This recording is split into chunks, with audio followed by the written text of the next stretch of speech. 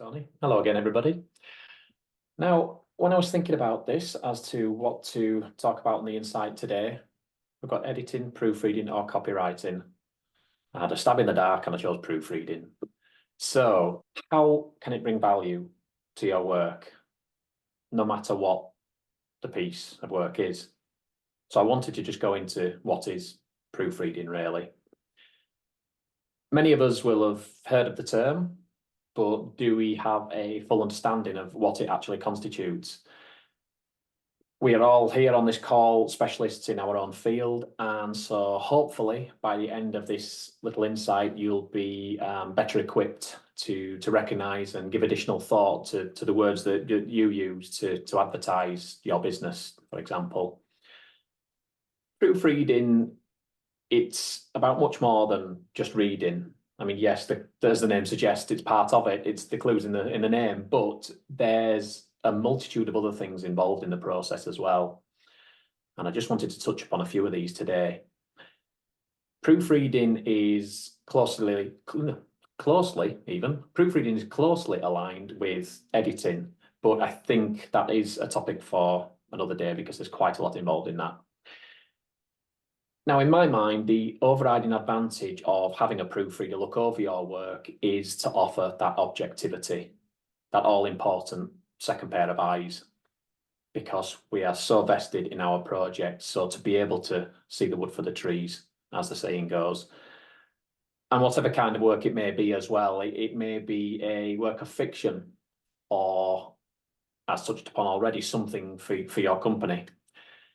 It may be a promotional brochure advertising your business, a marketing flyer, or some e-learning content. There's many things it could be. I would say a proficient proofreader will highlight to you any inconsistencies in your document, and they will offer suggestions with your end goal and target audience in mind as well. Inconsistencies in text can catch so many of us out and do on a regular basis. I'm talking about consistent layout, flow, a correct use of grammar, of the tense used in the material that you have, syntax, character names on novels that are referred to differently in different places throughout, if we're talking fiction. Back onto the business side, maybe looking at the overall layout of a business report, an annual review, and making sure those all-important things to help people on their journey. So page numbering, contents, formatting, they're all correct, and they're all ensuring that journey throughout the document when somebody picks up your document, be it digital or in print. Now, all of those things didn't actually mention those pesky little typos, which they can keep us awake at night. And we've all submitted a document without it being checked over first of all. And yeah, it's those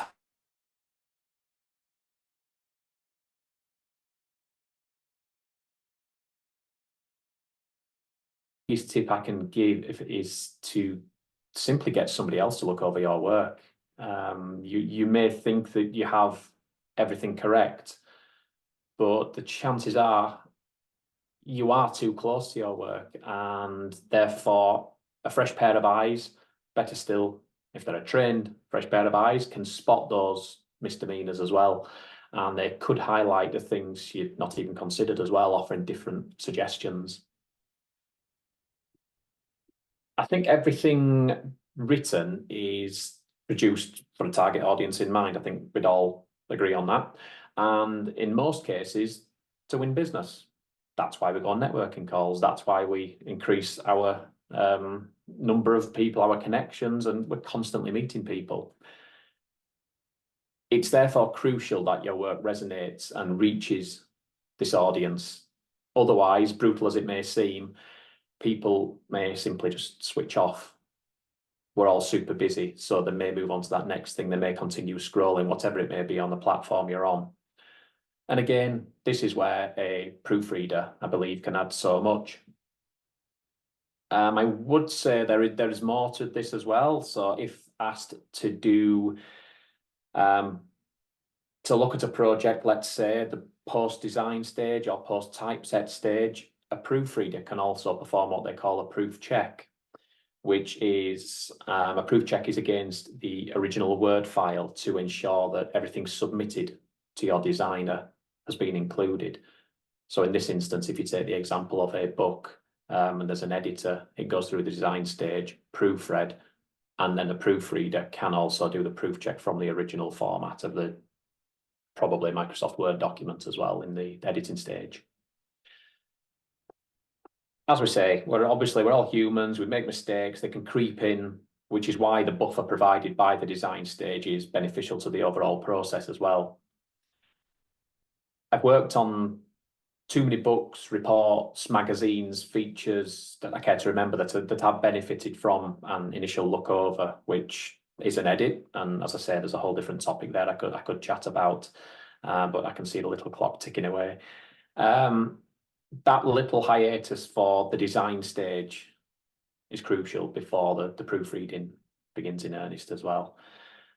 And this time in between just allows for a refreshed approach and a fresh pair of eyes.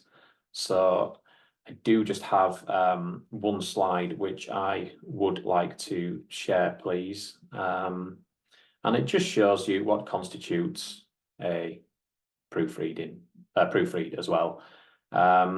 As you can see there, hopefully you can see that on screen, the main part that I'm just hovering my mouse over, that constitutes a proofread with comments annotated onto a PDF.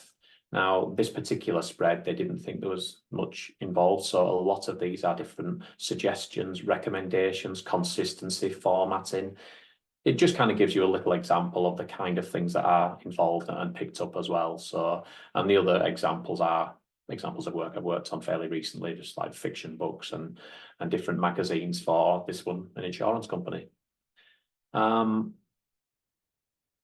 That was all I had to share on the slides. And if you have any questions about any of this, anything to do with proofreading, then yeah, let me know. And thank you very much for your time and for listening.